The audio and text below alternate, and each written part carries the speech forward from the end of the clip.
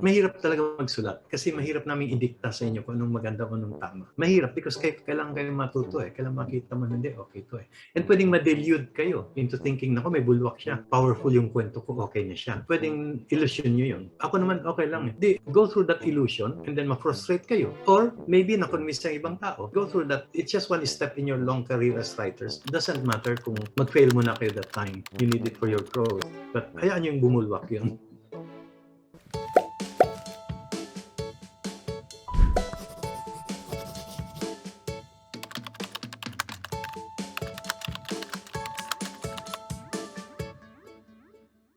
I never submit a first draft because as everybody has been saying, and this is true, even in my experience, karamihan ng first draft is, ang term nga nila shitty o shit, is pangit. Because it's a first draft. Sa first draft, you have to let everything out. So, may kapangitan yan kasi you're letting everything out. Pag lumabas sa lahat ng 100, saka mo siya iti-trim into the 60 that you need. But if you don't let the 100 come out, you will not be able to find the very good 60. Para yan maraming bulaklak at damo at mushrooms. Pinatubo mo muna lahat sa garden. So, first draft, pagpapatubo ng lahat. Pag tumubo na lahat sa garden yan, 1,000 lahat yan, doon mo natatanggalin yung damo at mushrooms kung hindi kailan mushrooms, etc. At maiwan yung tanim. Yung tanim ngayon ang gagawin ng totoong first draft. May chance kang mamili. Pero kung first draft lang yan, wala kang chance mamili. Sasubmit mo pati yung mga damo at mga tanim na poisonous and etc. So, the first step should be let everything out from inside you. Nung walang censorship, wala muna. Just enjoy the process. Coming out with what you want. Coming out with things na maybe ayaw ng mentors nyo. Maybe hindi sinasabing tama sa workshop na to or ng ibang director na panood nyo. But doesn't matter. It's what you want. It's what you feel good about. Labas muna yun. Sa second step, saka ka na mag-compromise.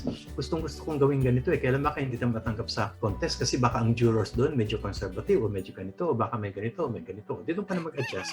But do not adjust in the first step. So your first draft should let it all out na galing sa loob, sa pinakagusto mo, maski na pwedeng pangit siya o hindi magustuhan ng iba o ahead of its time. Sa second step mo na lang siya ayusin o i-correct o igawang bagay o pwedeng manalo and so on. Or Aristotelian, kung gusto mong Aristotelian, doon mo i-adjust. So hindi ko alam kung nagdaan kayo sa ganung proseso with the scripts that you have now.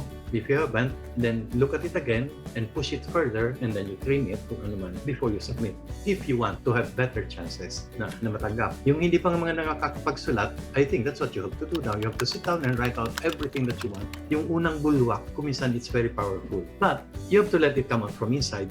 Wag dito sa utak, from loob. Then you have to sit down and really let it come out. Then it can be a first draft. Pero mahirap hulaan Depende sa inyo yun Pero pwedeng yung unang bulwak powerful. And baka part ng power nun would be hindi nyo ni-revise into a second draft. If the case with you is the unang bulwak is so powerful and raw, ang suggestion ko naman nun, don't rewrite it. Don't make it look too written, too polished, too sumunod sa rules, too templated. Let go that way. Kaya lang, it will depend. Powerful nga ba siya? May bulwak na ba siya ng boses? If you feel na ganun yun, yan yun na. Huwag niyong sundin yung sinabi ko. In short, mahirap talaga magsulat kasi mahirap namin idikta sa inyo kung anong tama. Mahirap because kailangan kayo matuto Kailangan makita mo hindi, okay to They may be looking for evidences that will tell them na mahusay ito magsulat, marunong mag-dialogue ito, maganda itong gumawa na eksena. Yes, they may be looking for that. But I think in the end, primarily, more than that, they will be looking for your voice. They will be looking for a unique voice. And the unique voice may not be polished yet. It may not be too correct yet, na gaya ng professional voices. But I don't think they should be looking for professional voices. Because if that's what they're looking for, kami na lang ang kunin nila. Matagal kami nagsusulat ang mga baguhan ang kinukuha nila they cannot expect na ganun ka-professional na kayo. I think what they should look for is your unique voice that has power na madidevelop pa, mag-grow pa. Hindi nila pwedeng i-expect na nag-grow na, naging professional na. So they should not expect yung ganung sobrang polish at the expense of the power, the spontaneity, the voice. So push your voice, kung ano yung voice niyo. At pag nag-push kayo ng voice, partly manggagaling ang boses niyo sa obstacles. I don't mean it to put down other people, but it will come partly sa obstacles. It will come from what's wala sa inyo. Dahil hindi ako marunong mag-type, na-push ko yung content ng kwento ko. Na-push ko siya dun sa editor ng magazine kasi may pinupuno na akong kulang. Because I wanted to escape from diet and I needed money, dinadrive ako nung kulang na yon. And I think that kulang na yon is somewhere there in the story na nararamdaman ng editor. Because I can see and you cannot see, then there are things that I may not be able to see kasi I can see. Kayo ngayon who cannot see, there are things you will be able to see see that I will never be able to see because I don't know what you go through. I don't know how you see things. And that's what will make your stories powerful. Hindi yan magagawa ng ibang tao. Hindi ko yun magagawa. And it doesn't matter na professional ako o professional kayo. Hindi. That's not the point. The point is may nakikita kayong hindi ko nakikita. And that's what should come out. Yun yung boses niyo. Yun yung nasa loob. Pero sana lumabas yun sa gagawin niyo.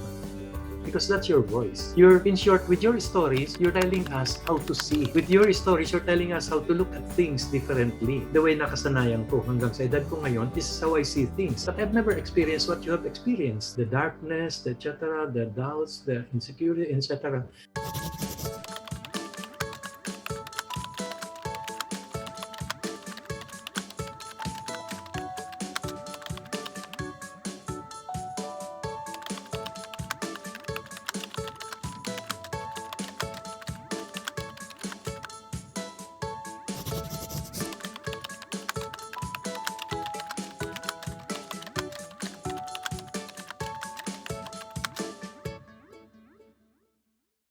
Doesn't matter kung mag-fail mo na kayo that time. You need it for your growth. But hayaan yung bumulwak yung pakiramdaman nyo. Kaya importante pakinggan nyo ang sarili nyo. Kaya mahirap yung ang daming ingay sa palibot. Diba? That's why you need solitude. Kailangan marinig nyo yung instincts nyo. Your instincts will tell you, I want to tell it this way. Imagine kung si Parasite director ay nakinig sa dapat ganito, dapat ganito. Kaya ang Parasite, paiba-iba ng tono, paiba-iba ng genre. It goes here and there and etc. Paiba-iba ng voice-over. Kung hindi nyo sinusunod yung mga dating pinag-uusapan na dapat cohesive and unified, etc.